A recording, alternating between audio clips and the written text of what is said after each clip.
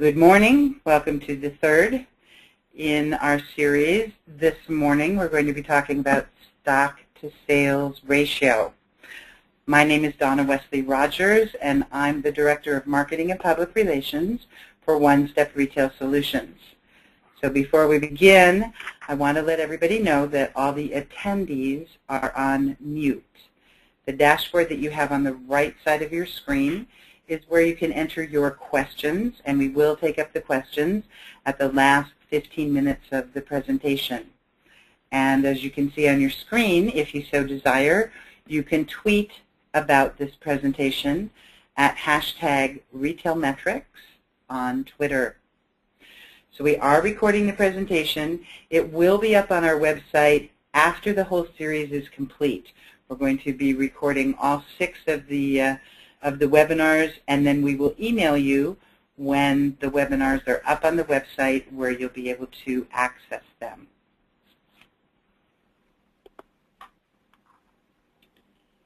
And we move to the next slide here.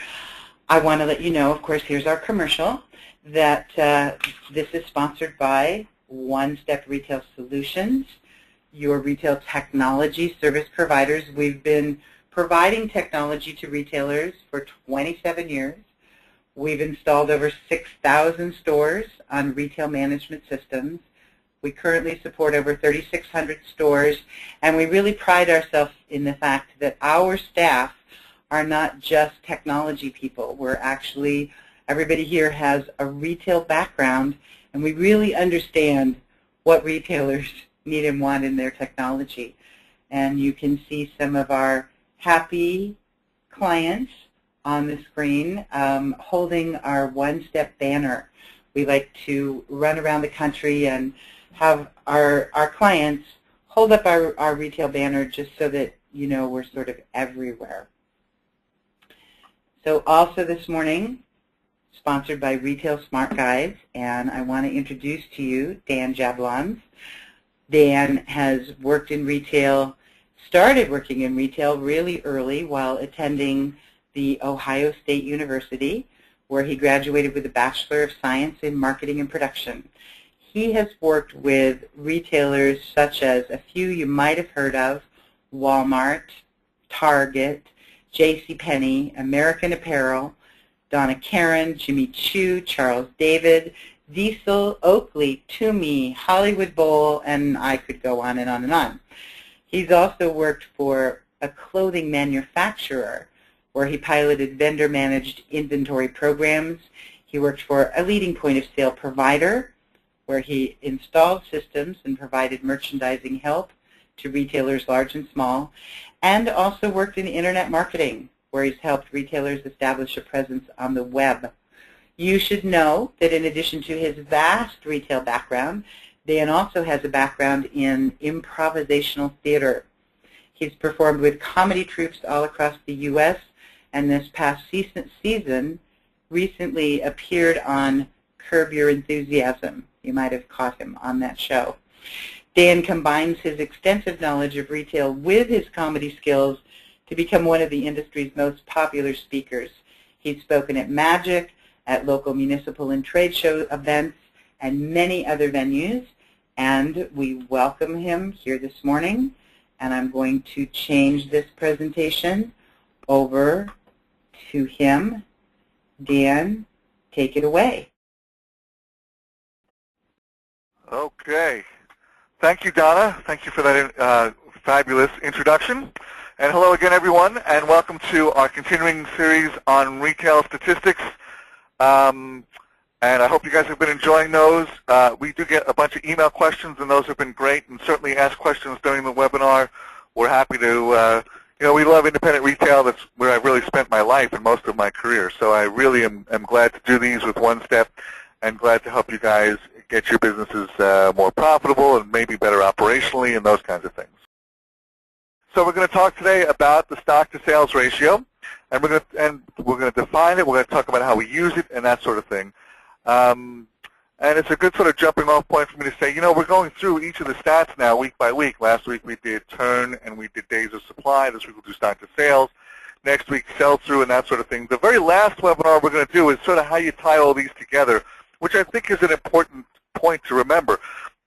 You can't just use one stat, no different than when you look at the dashboard of your car. You don't just look at one thing on there. At different times you use different statistics. Stock-to-sales ratio has a very specific use, and we'll go through that as well, like how do I use it and what would I use it for within your businesses and that sort of thing. Okay? All right, so I'm going to start with my usual Lord Kelvin quote. I talk about this all the time, and we use it a lot. You cannot improve what you do not measure. There are far too many retail stores that say things to me like, well, you know, I'm here every day. I see what's going on. I understand it. I talk to my customers a lot. I talk to my people a lot. Those are all good things to do. I'm not telling you not to do those things, but you need to marry them up with what you're looking at statistically, and you need to use those statistics to set goals within your business. And a goal, by the way, is not just selling more. It's also being more profitable, and you can be more profitable by making sure that you're looking at not only your sales statistics, but your receiving statistics, your inventory statistics, all of those things to make sure that you know exactly, really, what is it that I'm trying to accomplish, and really, am I becoming more profitable, not just by increasing sales, but maybe by reducing my inventory, and stock to sales is an important part of that, so we'll get into that here as we go through these stats, okay? So first, let's define it, come up with the formula, and say what we're trying to accomplish here, okay? So stock to sales is the ratio between the actual end-of-month inventory on hand in any given month to the actual sales for that same month, okay? We're trying to figure out how much inventory did I have on hand versus what I sold, okay? The formula for it is the end-of-month inventory divided by our total sales for the month. That makes sense, right? And then the goal is we're trying to get to a lower number, right? Because if I didn't have to have as many pieces of inventory to sell them, I would lower my inventory investment and make me more profitable, right? If I have to have 20 pieces on the floor to sell one, I would be less profitable than if I had 10 pieces on the floor to sell one, okay? So that's what we're trying to do. We're trying to get to a lower goal. Obviously, we don't want to go too low in that goal.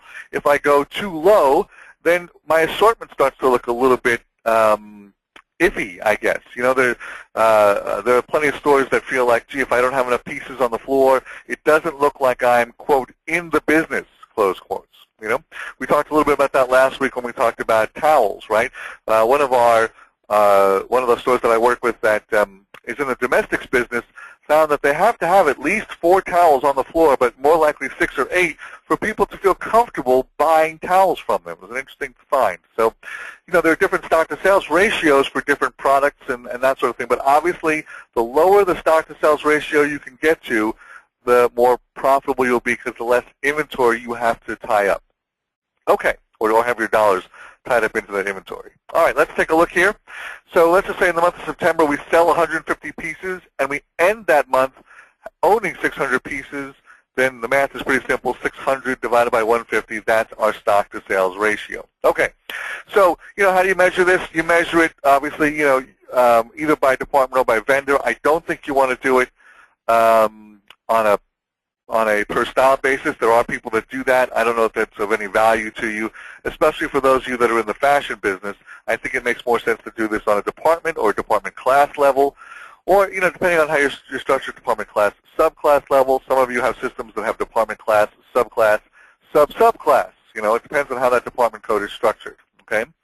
There are people that like to do this by vendor. I think it's not as meaningful to do it by vendor. I'll tell you why. It's only meaningful, you know, the stock-to-sales ratios change based on the products, right? In other words, if you're selling jeans and you're selling T-shirts, as an example, your stock-to-sales ratio in T-shirts should be lower than jeans. Why? Well, because you got to carry a whole bunch of sizes and inseams and those sorts of things in the world of denim, whereas in T-shirts, it's usually pretty much small, medium, large, extra large. So the sizes can affect your stock-to-sales ratio also, how deep you have to go into that to be in the business, okay? But there's just a simple math of it. 600 pieces end of the month. I sold 150, so my stock-to-sales ratio is 4, okay? All right. I want to talk a little bit about this concept of peaking and valuing the inventory, right? And this is especially true for seasonal merchandise. You want to peak the inventory at the height of the season, right? We want to have the most inventory when you're in the key selling months of the season, but then you want to finish the season with the lowest inventory. Okay, why? Because if you have a lot of inventory at the very beginning of the season, which is fine, okay, but then if you finish with the same inventory level, then what ends up happening is you're going to take some pretty big markdowns to get out of those goods, and that's not where you want to be. So one of the great uses of a stock-to-sales ratio is to make sure that you understand what the stock-to-sales ratio needs to be month by month through the season. You know, right now we're recording this webinar in October, so we've just finished our summer months, right? So you want to peak your inventory for summer months, June, July. You know, maybe have it built to its height by the end of July. Then when August comes, you're starting to take your summer markdowns because you've sold that stuff and you're preparing for fall, so you want to start to drop those inventories off. The best job you can do with that is to have the lowest inventory at the end of the season so that you take the smallest amount of markdowns. It's a funny thing in the world of open and buy planning. When we start to introduce this concept to our customers and we start to explain to them this idea of like peaking the value at the beginning of the season and having it value or be at its lowest point at the end of the season, if we start to really do that well, sometimes we actually get this complaint. I hear, well, you know, I did well during the season, but my sale customers were disappointed because they didn't have enough, there wasn't enough inventory to put on sale. And then I kind of go, is that really a bad thing? I mean, granted, you need sale customers, and you don't want to disappoint them, but if you value the inventory properly, there shouldn't be a lot left, and your sale customers shouldn't have this unbelievable assortment of stuff to choose from. Now, to preserve your sale customers, you can always go to your vendors and say, hey, what are you guys stuck with, and maybe bring in some off-price goods and sell that during your sale. We have plenty of people that do that. And there are also plenty of services out there, like one of the ones that we offer is a margin buying service where people can buy goods at very low prices and put them up at triple markups and that sort of thing. You want to take care of your sale customers, but again, the idea is that we're trying to avoid markdowns. And the stock-to-sales ratio is a really good stat to do that with, and you use it to predict what kind of inventory you're going to have. So let me show you an example of how we use that to plan inventories, okay? And by the way, you know, so again, you're going to have different stock-to-sales ratios month by month, but you obviously also need to have them for different locations. If you've got warm weather locations versus cold weather locations, you know, the cold weather locations, you got to get in and out a little faster on some of those items, you know. In the warmer locations, you're not going to keep winter goods for very long. So, you know, you've got to look at different stock-to-sales ratios for different locations because they're going to sell differently, they respond differently, you have a different customer base in those places. So, you know, it can get a little bit confusing, I'll grant you that, and that's why, you know, we automate all this stuff, but you've got to have different stock-to-sales ratios on a location basis as well as a month-to-month basis, okay? That's even true, by the way, although we're talking mostly about seasonal goods, it's also very true about even things like things that are on replenishment. You know, you're still going to peak and value those inventories. Those things still have, although they're, you know, underwear, socks, those kinds of things, although they're sold year in and year, you know, month in and month out and year in and year out, still there are buying seasons for those. And so you want to shape your stock-to-sales ratios and therefore shape your inventory based upon those values. Let's look at an actual example. This is a real example from one of my clients. We were planning their sales through the summer months. And so what you can see is, first we have a sales forecast going there, 13, 15, 10, and 8 in terms of thousands going across that front line. And what we did was we said, okay, we're going to assign a stock-to-sales ratio for this location. And you'll notice that in July we're building inventory. So we gave them a 4 stock-to-sales ratio. For every sale we were going to make, we wanted 4 pieces on the floor. In August, we peaked it because these guys have late summer sales. So we peaked it in August, and you can see that the starting inventory for August kind of jumped up to $67,500, okay? Then we drop it down because September our sales are starting to fall apart, and we know that it's going to be the end of the season. So when September drops to $10,000, then October roughly $8,400, we start to drop the stock-to-sales ratio from a 3 to a 2.25. Okay, and you can see that that starts to lower their inventories, okay? If I kept the same stock-to-sales ratio, if I averaged it all the way through, and it was a 3 all the way through, I'd end the season with a lot more merchandise, and I'd have to take a lot bigger markdowns, and my profitability would pretty much drop out the bottom at that point. So the purpose of the stock-to-sales ratio is to certainly look at and use it as a planning tool to plan what your inventory is going to be, okay? And that's something that, throughout the year, depending on how many seasons you run in your store, some stores run 2 seasons, some run 4 seasons, you want to peak and value your inventory, and that is such an important part of not only your profitability, but also of your cash flow. Because you've gotten your goods out, you've gotten your cash out of the goods that are sitting there. I can't say how many stores I go to, and they carry over goods from season to season to season. And while that's an okay thing to do, if it's a real basic thing like a black cardigan sweater or something like that, you've got dollars tied up in there, and it prevents you from being really flexible and being able to react to things that happen in the marketplace. So if you've got 1,000 black cardigan sweaters, yeah, they're not going to go bad, and yeah, you can sell them next year, but your cash is tied up in those. And if your cash is tied up in those, you're going to miss out on some fashion opportunities that come up because you don't have the cash and you don't have the mobility and the flexibility to use that cash to buy into those fashion items, really excite your customer with what's happening on the floor, and then get out of those goods. And that's a very important point in terms of market share, and it's a very important point in terms of being an industry leader within your marketplace, is to show that you can get in and get out of fashion items quickly and effectively. Having the cash on hand to do that is important, and a key to having that cash on hand is managing your stock-to-sales ratio. Okay? So I realized I got a little impassioned on that one, but that's what I believe in that, and I've seen it work in stores not only in the United States, but in Europe, in Latin America, in Canada. It works everywhere. It is a basic law of inventory. It is a basic law of controlling how your inventory flows. It's a basic law of selling. Having the right stock-to-sales ratio forces you to have the right inventory on the floor. It forces you to rethink how you're going to assort what's on the floor. It stops your buyers from thinking, well, you know what, I can just buy. You want them to have control over that. You want to make sure you're landing the best of the best in that. Okay? All right, so how do we use it? Certainly to forecast what our inventory levels should be. We want to make sure we know what we want our inventory to be at the beginning of each of these months so we have the optimum selling opportunities on the floor. Remember, the best marketing a retail store ever has is having the right merchandise on the floor at the right time, and planning your stock-to-sales ratio on a month-by-month basis does that. Okay? It also helps you to set goals for the end of the season. You're going to peak and value your inventory like I've talked about in the last couple of slides, but the more important thing is I want to make sure I end the season at the right inventory level. It's so critical. It so prevents you from losing money into markdowns. And you can look at it and say, well, I took a markdown 33% or even 50%, so at least I got my money out.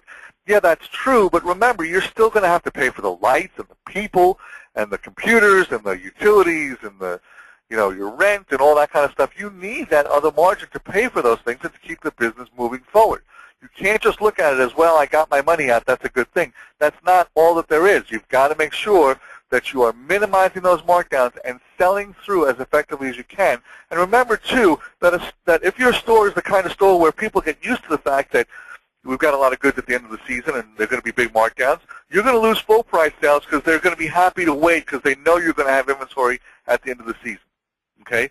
You really want to think about your customer base in 2 segments, the full price customers and the sale customers, and the ones that you really want to take care of and the ones that you really want the best of the best, and they don't want you to have it at the end of the season because, full-price customers that buys that stuff in the height of the season are buying fashion, and they want to look great, and they don't want the world to be buying what they bought on sale. They want to be unique and different, and it all ties back to your marketing plan. It all ties back to how you view your store and how your customers view your store. So, you can't really just look at these stats as like, well, they're stats and I know what's going on, that kind of stuff. These stats tie very directly to your store's image. They tie very directly to how customers see your store. They tie very directly to the way you position your store and how you can generate more sales that way. And interestingly enough, when you start to get serious about the stock-to-sales ratio and you get really into the whole idea of I'm going to keep it to a 4 or a 3 and not let it get to an 8 or a 10 or a 12, when you actually get good at that, what happens is your store becomes a much more interesting store. Your customers get the idea, I got to buy it today or it's not going to be there, and suddenly your profitability gets better because you've lowered your investment, you've maintained your sales while lowering your investment, and you've set a direction for your customers. This is what we believe in, but we're a fashion store. We're going to be in and we're going to be out, and if you want it, you got to buy it today. It also helps you when you start doing things like looking at where you've been, as you start to measure these statistics out of your point-of-sale systems, because actually all point-of-sale systems do not have the ability to predict. They will report what's happened so far. So you can look at some of your stock-to-sales ratios and kind of go, oh, you know what? We were way high here. I guess that's where my money went to. Or we're way high right now. What is this inventory, and how do I make it go away? And at the same time, you may look at it and go, oh, my God, we were at a 2 stock-to-sales ratio. No wonder we're not seeing customers in here. They already know they can't get it here because we're too low in our stock-to-sales ratio. So, seeing where you've been with these things is a really important thing to look at. It tells you what you did right, what you did wrong, and what we can learn from those things. And it helps you project out going forward what we can do. Obviously, there's that saying you can't drink from a fire hose, right? And by that one, all that really means is I can't just sort of ram this thing in and convert everything to a 3 stock-to-sales ratio.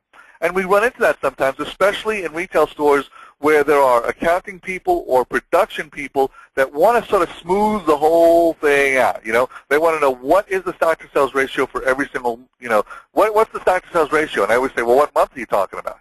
And they go, well, can't we just have the same one every single month? And the answer is you can't. You've got to keep the floor different. You've got to keep your stores different and exciting and new and fresh. And the way you do that is by making sure you've got a different stock-to-sales ratio every single month. You peak that inventory. You value that inventory. You get in, you get out, and you make sure you get your cash out of those goods so that you can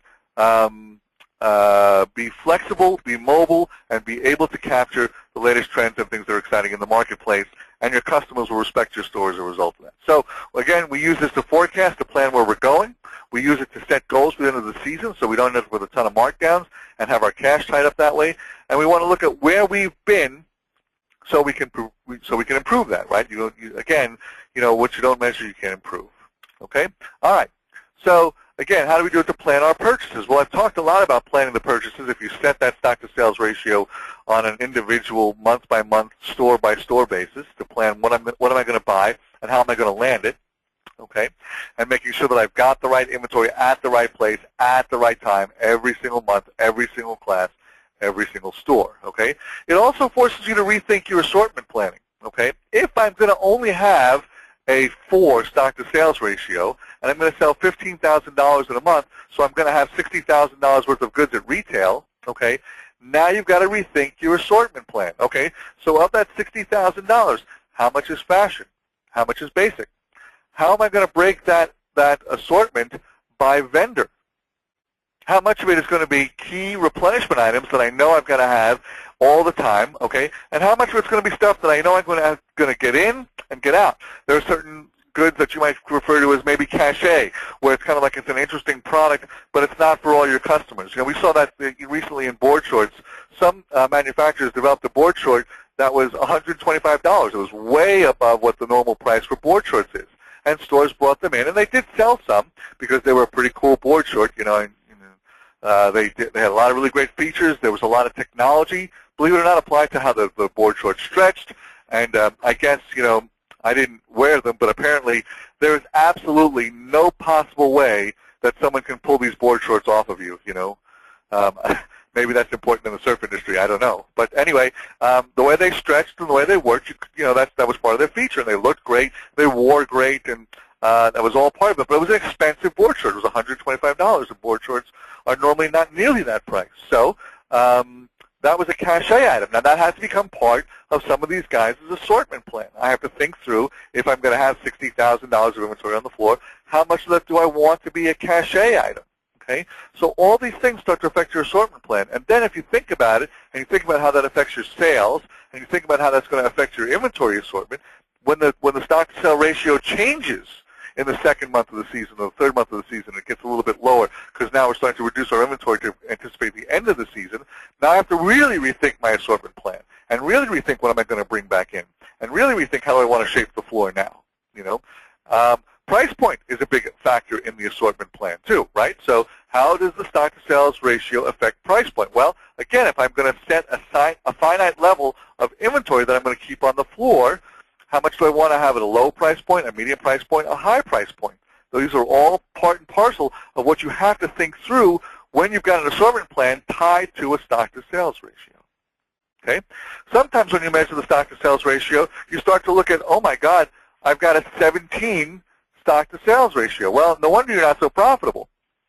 No wonder you look at your reports that come out of your point-of-sale system, and it shows you're making money, and then you look at your profit and loss statement, and it shows you didn't make any money.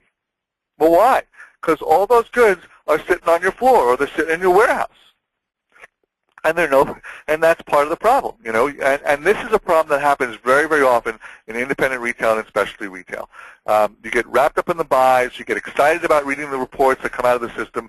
A lot of people just look at the bestseller reports, and they don't really look at the inventory reports, and they specifically don't look at what their current stock-to-sales ratio is or what it has been.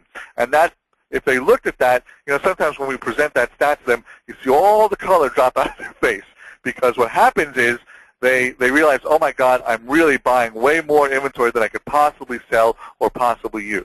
Okay? So it helps you to identify crazy excessive inventories, and that gives you a plan on how you're going to get out of those goods. And you know, that plan can alter from store to store, depends on your store's philosophy and how you want to look at it. But the main thing is you want to identify where you're doing that so that A, you can get out of those goods and get your cash out of them, and B, so you don't do it again next season. Okay? Which leads me to the last point on this slide. It helps you control your inventory investment.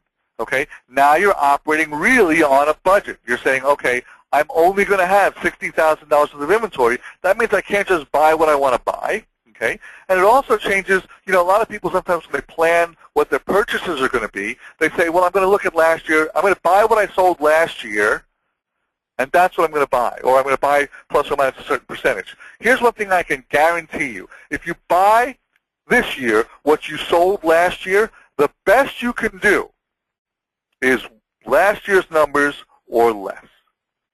You cannot beat last year with that kind of a philosophy. So the stock-to-sales ratio, along with the sales forecast, is really the key to growing your business and building your inventories the right way and making sure that you've got the right inventory on the right time at the floor without having to end the season with gigantic markdowns. Okay? So obviously, you guys can tell I feel this is an important statistic to look at, and I think it's one that's going to be critical to you really managing your business, keeping your inventories tight without losing sales. So I always like to end with this quote, too, from Mark Weiss, the manager. One, inventory is your most important asset. It is the gas that makes the car go. The best marketing a retail store ever had was having the right merchandise. Using the stock-to-sales ratio ensures that you have the right merchandise at the right month in the season so that you basically get the most full-price sales, and then using that stock-to-sales ratio to finish the season with the lowest inventory possible. Okay? All right. I won't go to the next webinar yet, but that's all I have to say at this point, Donna. I'm going to put the contact us slide up here so people can look at that while they're asking us questions. And let's open up the floor to questions, and we'll go for it from there. Yeah. So first of all, we have Tiffany says, can you address non-seasonal businesses like kitchenware retailers? I know you alluded to that, but maybe go into a little bit more on non-seasonal businesses for stock-to-sales. Tiffany, I think if you look at your non-seasonal business, you're still going to see that there is a tendency for them to peak and valley, and I would still look at your stock-to-sales ratios there. But for things that really are, you know, if it was a hardware store and we were talking about, you know, screws and nuts and bolts and those kinds of things, okay, in non-seasonal businesses, if it really is a flat sale that happens the same way month in and month out throughout the whole season, I think the key to the stock-to-sales ratio is to measure it, to keep trying to drop it until you see that your sales fall off a little bit and then bring it back. It's still, you know, the stock-to-sales ratio helps you plan your purchases, helps you plan what your inventory levels need to be, and so, you know, lowering that number is still an important piece of the puzzle. But even I have found it to be true that even in non-seasonal stores or people don't have seasonal merchandise, there are still peak selling periods, and you want to be, you know, high on those, and lower selling periods, you want to be lower on those. And sometimes, by the way, it happens just based on, you know, what happens geographically in the store. I have a store in New Hampshire, and, you know, they know there are certain months where the locals are gone, and so they're just not going to sell that month. It's not a question of it being seasonal merchandise. It's that the people aren't there. So they peak their inventories before that, and they value them out when they know people aren't going to be around. Okay? Okay. So I have Cy, who has got a couple of questions for you, actually. He says, first of all, he wants to know a number. What is a good stock-to-sales ratio for a shoe store with fashion comfort selection for women? Got a number for him? I would say, again, you're going to peak and valley that, because even those you're going to find, there's fashions that come and go and that sort of thing, and there's spring shoes versus winter shoes and fall shoes, that kind of thing. I think, Cy, if you would, my contact information is up here, and if you would email me, I'd like to get a chance to look at a couple of people's plans before I quote one, because I'm not 100% sure, but I think the height of it is about a 6, and it bottoms out around 3.5 in shoes. But I'd like to verify that before I tell you that 100%. So, Cy, if you email me, my email address is up here. I'll look at a couple of sets of plans, and I can tell you what they are. Okay. So, Cy also says, if you use the dollar rather than the units, then inventory will also be retail dollars, correct? That is correct. I would use retail dollars on this for sure. Yes. Okay. Now, having said that, one more thing I'll add to that. That works well as long as you're not promotion heavy and you're not markdown heavy. If you start taking a lot of markdowns, it could force you into more goods. So as you adjust your retail price, you also have to adjust the stock-to-sales ratio to adjust for the fact that you are taking big markdowns. Otherwise, obviously, right? Because if I have a 4 stock-to-sales ratio and I mark my goods down, it could force me to put more units on the floor, and that's the antithesis of what you're trying to accomplish at that moment. So you have to think with the fact if you're at the end of the season you're marking things down, you also got to think about that as you apply your stock-to-sales ratio to it. Okay. And he says, we do everything by brand for the most part. Should we switch from that? I would absolutely switch from that. And here's the thing, this happens in several industries where they say, well, we do things by brand, not by classification. I hear this mostly in the surf industry and the skate industry because there are several key brands, right? But you have to remember that while people are brand loyal, especially in that industry, they really, really are. They don't wake up one day and say, I need more Hurley or Billabong or Ruka or Volcom T-shirts. They don't wake up and say, I need more Volcom Hurley. They wake up and they say, I need more T-shirts and I like Hurley. So I think the demand actually happens first at the product level, then at the brand level. Okay. So now this was something you were mentioning before. Mohit says the operations team, whoops, let me get this, propagates leveled info of goods into retail stores for operational efficiencies. But do you still feel peak and valley inventory is good? Absolutely. You cannot, listen, nothing destroys a store faster than being the same month after month after month. You have to peak and valley those inventories. If it becomes the same and it's the same inventory levels, that kind of stuff, it creates boredom on the sales floor and it creates boredom for your customers, and then you will start to see diminishing sales and diminishing foot traffic and that sort of thing. Peaking and valuing the inventory ensures that your floor changes, and it must change every single month. And your sales are not smooth. You know what? That'd be a really neat business if you had the same sales every single month and the same inventories every single month. Talk about easy to manage, right? That's not the case in retail. People often, talk about, gee, is the internet going to take over the retail business? The reason the internet can't take over the retail, the brick and mortar business, is that people like the excitement of going to a store. They like the excitement of touching the goods. They like the excitement of trying them on. They like the excitement of seeing what's new. And also, for those of you that are in independent retail, the other thing that they really look to you guys to is to become the arbiter of taste for them, to give them guidance, give them direction. Keep this in mind. I can buy anything in the universe on the internet right now. I can go there and buy any shirt, any pair of pants, any shoes, any jackets, anything, okay? That doesn't mean then I'm going to go buy it that way. Now, there is the issue of people coming to the store, seeing what they like, and then going online and buying it. That's definitely a problem, and there's ways to get around those things. Better merchandising and better selling will help you through those things. But still, in the vast world of merchandise that there is that's available to sell, people go to stores because they know that that store has the right merchandise or has a taste level that's my taste level, and so I respect what they've put on the floor, and I want to buy what they're buying. And so you can't just sort of, smooth that and leave that way. You've got to peak and value it. They've got to see what's new and exciting and different. That's what brings them back to the store, that every month there's something different happening. That's an important part of the marketing. It's an important part of your sales, and it's an important part of your profitability.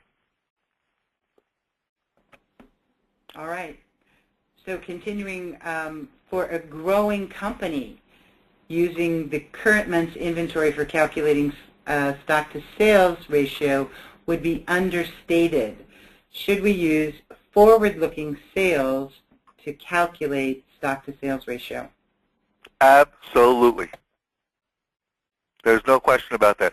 You've got to, again, we're talking about planning, okay? We're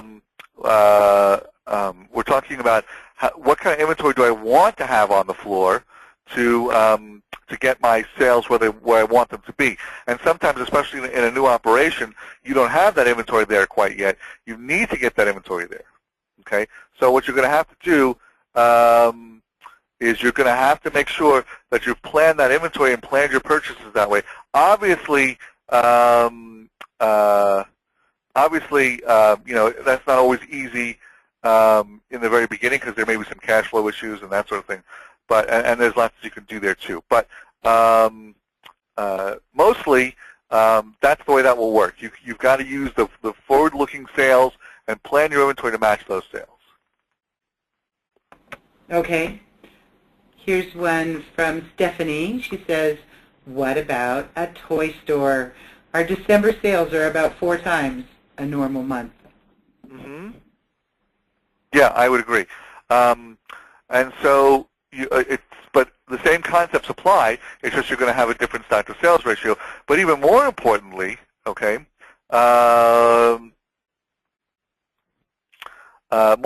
you've got to make sure that you, especially in toys, that you finish very lean on that because you're going to beef up obviously for the holidays in December, but January is a very tough month in the toy industry. So you want to make sure that you are out of those. You're going to want to make sure you're out of those before before you finish.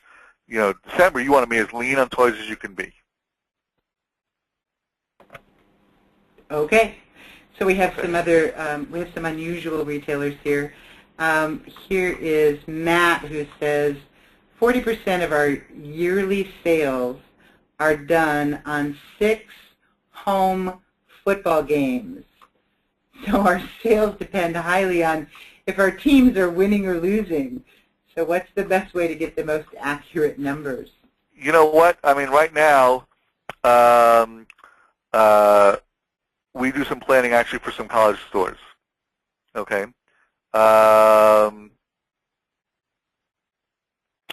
so when we've got college bookstores, we literally look at the schedule and we look at the rankings of the teams that are there. Stock-to-sales ratio, while everything here we're talking about is on a month-by-month basis, you can also break it down to a week-by-week basis if you have to. We do that for some people. So the time most typically is a month, but it can be a week if it needs to be, especially if we're talking about key classifications and event-driven retail like football games, baseball games, those kinds of things. Okay, I think we have time for one last question here. Amy says, how do you adjust the stock-to-sales ratio if you're taking markdowns? Okay, you've got to look at your stock-to-sales ratio. Look at when you start to get away from doing full-price business, and you start to reduce this. Let's just say you're going to take a 30% markdown.